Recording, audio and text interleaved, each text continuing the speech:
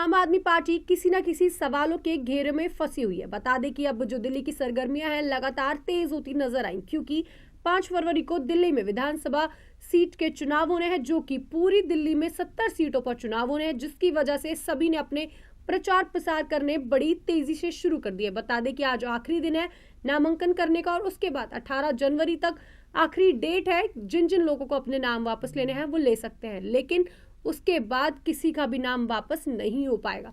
अब लगातार जो है राजनीतिक सरगर्मियां तेज है, लेकिन इसी बीच आम आदमी पार्टी की जो मुश्किलें हैं वो कम होने का नाम नहीं लेती है। कल आम आदमी पार्टी राष्ट्रीय संयोजक अरविंद केजरीवाल और मनीष सिसोदिया पर लगातार बहुत से सवाल खड़े हुए, लेकिन बीच में ही बीच बचाव करने के लिए अरविंद केजरीवाल की पार्टी के जो बड़े बड़े नेता हैं वो आ जाते हैं। ऐसे ही एक नेता संजय सिंह ने अरविंद केजरीवाल और मनीष सिसोदिया को बचाने का पूरा प्रयास किया और साथ साथ उन्होंने प्रेस कॉन्फ्रेंस कर बीजेपी पर बड़े बड़े आरोप लगाए। आइए जानते हैं कि आखिरकार उन्होंने अरविंद केजरीवाल और मनीष सिसोदिया को बचाने के लिए बीजेपी पर कौन कौन से बड़े आरोप लगाए। आम आदमी पार्टी नेता संजय सिंह प्रेस कॉन्फ्रेंस करके बीजेपी और पीएम मोदी व अमित शाह पर निशाना साध रहे थे। उन्होंने कहा कि कल पूरे देश के सामने ये साबित हो गया कि तथाकथित शराब घोटाला सिर्फ भाजपा का मनगढ़ंत घोटाला था। कहा, पूर्व सीएम अरविंद केजरीवाल, पूर्व डिप्टी सीएम मनीष सिसोदिया और मुझे अवैध तरीके से जेल भेजा गया। संजय सिंह ने कहा कि भाजपा फिर ईडी से मिलकर केजरीवाल पर फर्जी केस बना रही है और उन्हें फंसाने के लगभग सारे ही प्रयास कर चुके हैं। केंद्रीय गृह मंत्रालय ने ईडी को दिल्ली के पूर्व मुख्यमंत्री और आम आदमी पार्टी के राष्ट्रीय संयोजक अरविंद केजरीवाल के विरुद्ध आबकारी नीति से जुड़े मनी लॉन्ड्रिंग मामलों में मुकदमा चलाने की मंजूरी दी। ईडी ने पिछले वर्ष मार्च में केजरीवाल को गिरफ्तार करने के बाद prevention of money laundering act court में केजरीवाल के विरुद्ध आरोप पत्र दाखिल किया गया था। केजरीवाल इस मामले में फिलहाल जमानत पर हैं। नई दिल्ली विधानसभा सीट से चुनाव भी लड़ रहे हैं। अधिकारियों ने बताया कि केंद्रीय गृह मंत्रालय इस तरह के अनुरोध को मंजूरी देने के लिए सक्षम प्राधिकारी है और ईडी ने दिल्ली के उपराज्यपाल के जरिए इस आशय का अनुरोध किया था। इस मामले में अन्य आरोपी सरकारी अधिकारियों के लिए भी इस तरह की मंजूरी प्राप्त की गई, जिनमें दिल्ली के पूर्व मुख्यमंत्री मनीष सिसोदिया भी शामिल है। यह घटनाक्रम 5 फरवरी को होने वाले दिल्ली विधानसभा चुनावों से पहले ही क्यों हुआ? ईडी अब उन सभी आरोपी नेताओं, मंत्रियों और ब्यूरोक्रेट्स के विरुद्ध सीआरपीएफ की धारा 1971 के तहत ऐसी मंजूरी की मांग कर रही है, जिसके विरोध उसके आरोप पत्र दाखिल किए हैं या फिर करने हैं। यह कदम सुप्रीम कोर्ट के नंबर 2024 के फैसले के बाद उठाया गया, जिसे कहा गया था कि ईडी को सीबीआई के तहत इस प्रकार का पालन करना होगा। केजरीवाल को उनकी व्यक्तिगत क्षमता के साथ आपके राष्ट्रीय संयोजक के रूप में आरोपी बनाया गया। पूर्व सीएम को ईडी ने आबकारी घोटाले का मुख्य सूत्रधार व प्रमुख साजिशकर्ता बताया। आरोप है कि उन्होंने दिल्ली सरकार के मंत्रियों, आप नेताओं और अन्य के साथ मिली भगत से ये काम किए। ईडी ने दावा किया कि आपके एक राजनीतिक दल होने के नाते भारत के नागरिकों का एक संघ या निकाय है और इसीलिए उसे पीएमआरएलए की धारा 70 के तहत कंपनी के रूप में वर्गीकृत किया जा सकता है। अपराध के समय केजरीवाल आपके प्रभारी थे, इसीलिए वे उनकी पार्टी मनी लॉन्ड्रिंग रोधी कानून के तहत उल्लेखित अपराधों के लिए दोषी माने जाएंगे। उन पर मुकदमा भी चलाया जाएगा और दंडित भी किए जाएंगे। यह मामला 2021 से 22 के लिए दिल्ली सरकार की आबकारी नीतियों को तैयार करने के लिए लागू करने में कथित भ्रष्टाचार व मनी लॉन्ड्रिंग से संबंधित है।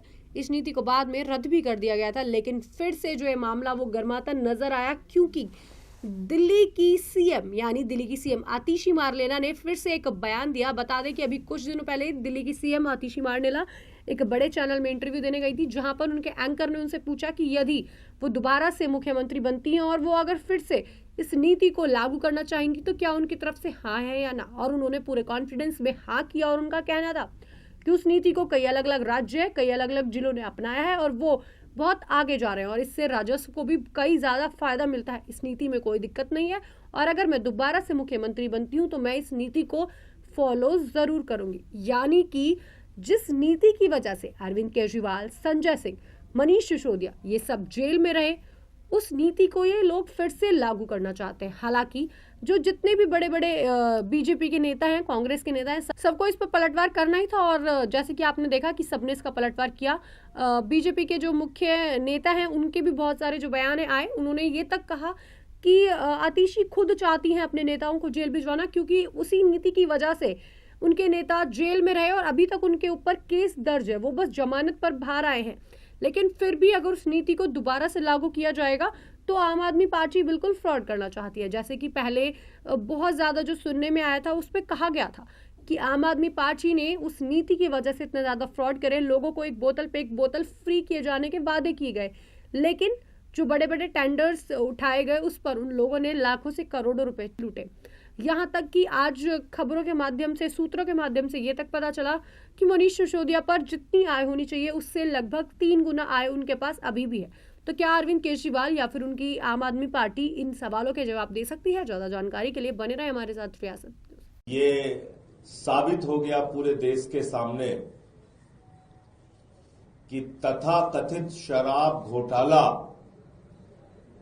भारतीय जनता पार्टी के द्वारा, प्रधानमंत्री नरेंद्र मोदी जी के द्वारा, अमित शाह जी के द्वारा बनाया गया एक मनगढ़ंत घोटाला था।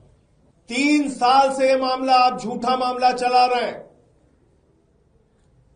उस झूठे मामले में आपने दिल्ली के उप मुख्यमंत्री मनीष सिसोदिया जी को गिरफ्तार कर लिया, दिल्ली के मुख्यमंत्री अरविंद केजरीवाल जी को गिरफ्तार कर लिया, मुझे गिरफ्तार कर लिया, और 3 साल के बाद आपको याद आ रहा है कि इसमें सैंक्शन लेना है। इसका मतलब पूरा का पूरा मामला फर्जी, सारी गिरफ्तारियां अवैध। आप एक मुख्यमंत्री को, अरविंद केजरीवाल जी को, आप बगैर प्रमाण, बगैर साक्ष्य के गिरफ्तार कर ले रहे हैं, बगैर सैंक्शन के गिरफ्तार कर ले रहे हैं। ये क्या हो क्या रहा है इस देश के अंदर? एक मुख्यमंत्री की गिरफ्तारी बगैर सैंक्शन के ईडी ने कर ली, और ये अपने आप में बहुत चौंकाने वाली बात है कि इसका मतलब ये पूरा मामला फर्जी तरीके से तैयार कराया गया भारतीय जनता पार्टी के द्वारा, मोदी जी के द्वारा, और गिरफ्तारी कराएंगे। अगर जरा सी भी शर्म है तो इस अपराध के लिए भारत के प्रधानमंत्री आदरणीय नरेंद्र मोदी जी को अरविंद केजरीवाल जी से माफी मांगनी चाहिए। उन्होंने अपराध किया है, गुनाह किया है, इस बात के लिए माफी मांगनी चाहिए। बगैर सैंक्शन के अरेस्ट किया है, इस बात के लिए सार्वजनिक रूप से प्रधानमंत्री जी को माफी मांगनी चाहिए।